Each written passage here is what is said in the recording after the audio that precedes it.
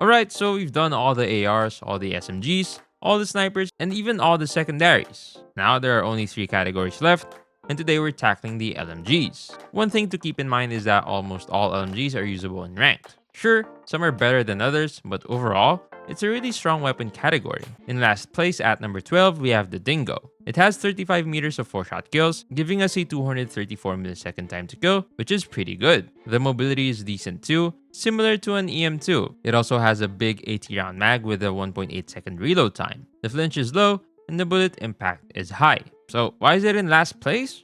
Well, first, the BSA is pretty bad. Second, the recoil is also pretty bad. And third, after 24 meters, we need to hit 3 out of 4 shots above the waist to keep that 4-shot kill up to 35 meters, which makes it a little inconsistent. Combine that with a left-right recoil pattern and bad BSA, and we have a weapon that's just not reliable. Honestly, it's one buff away from being a really good LMG, but until then, it's the worst one.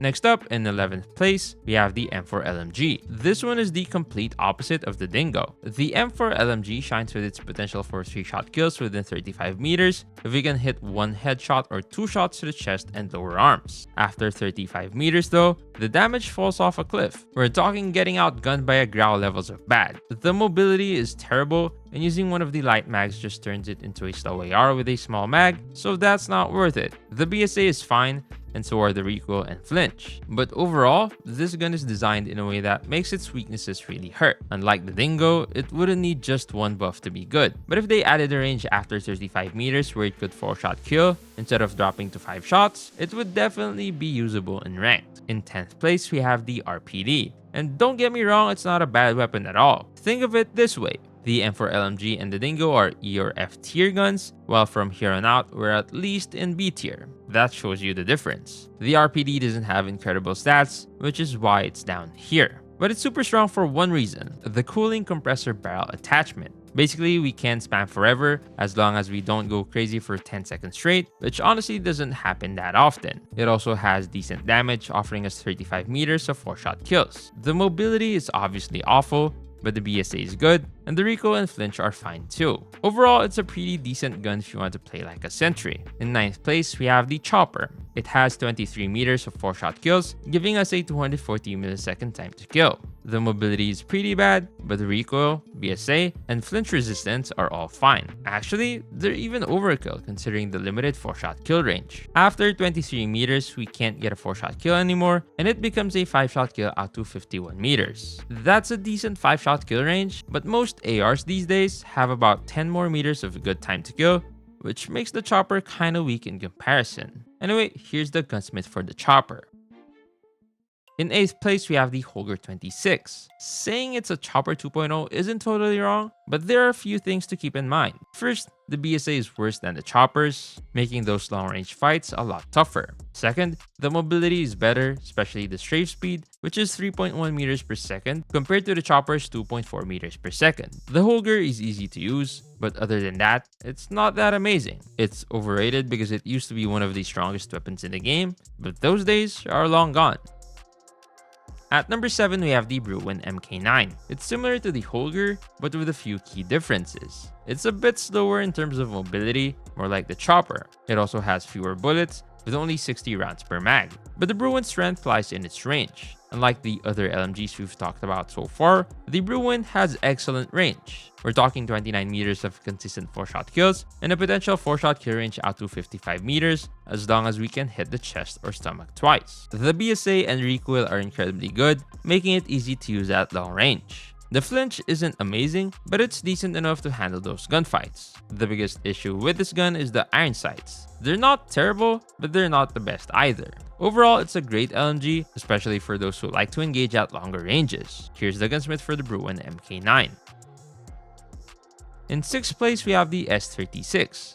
It has 22 meters of consistent 4-shot kills, and a potential 4-shot kill range out to 54 meters if we can hit the chest or arms twice. Personally, I find that a bit easier to hit than the chest or stomach, which is what we have with the Bruen. The fire rate is the same for both, so they both have a 240 millisecond time to kill with those 4-shot kills. The BSA is a bit worse than the Bruen's, but the S36 makes up for it in other areas. Unlike the Bruen and its 60 round mag, we have a whopping 110 bullets here. For the rest of the stats, it's pretty standard. The mobility is slow, but not too slow, considering its range and mag size. The recoil is really good, and the BSA is decent. Honestly, there's not much more to say about the S36. It's just a classic LMG that does everything we expect an LMG to do. In 5th place, we have something that doesn't really scream LMG at first glance: the Hades. Thanks to the recent buff, it can now be used as a proper LMG and not that weird hybrid thing it was before. With this new build, we have 38 meters of 100% consistent 4-shot kills. And of course, we pair that with the usual package: no recoil,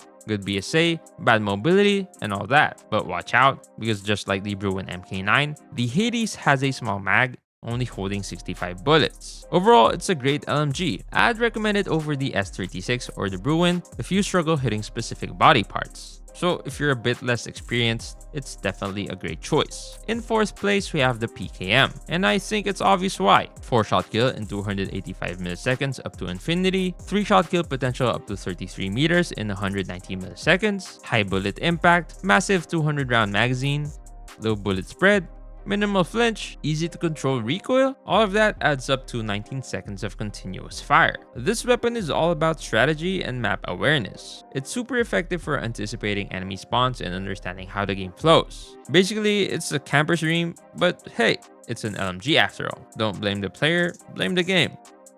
In 3rd place, we have the PKM's jacked up big brother, the LMG. In terms of range, it's even better than the PKM, with 45 meters of 3-shot kills. The mobility is still bad, but the BSA, handling, and everything else are better. So why would we even bother using the PKM now that we have the RAL? It's a no-brainer. Here's the Gunsmith for the LMG.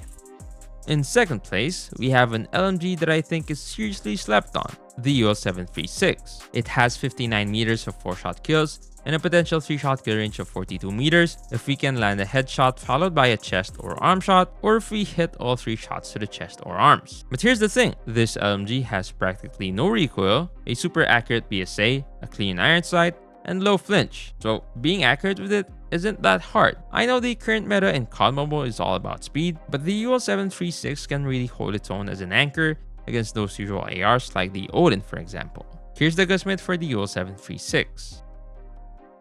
And in 1st place, we have the MG42. This probably isn't a surprise if you've seen our top 10 video, but I'll explain again why this LMG is so good. It has 38 meters of effective range, with 16 meters of 5-shot kills, and then 38 meters of 6-shot kills. The time to kill is good, even though it takes a few more shots to kill, thanks to its 1034 RPM fire rate, which is as fast as a CX9. The BSA, recoil, and flinch are ridiculously good, making it capable of gunfighting up to 60 meters if it weren't for the damage drop-off. And to top it all off, it has great mobility, similar to classic ARs like the Kilo. Here's the Gunsmith for the MG42. These weapons will only be effective if you can actually beam enemies from range, and I got just the video for you right here on the left.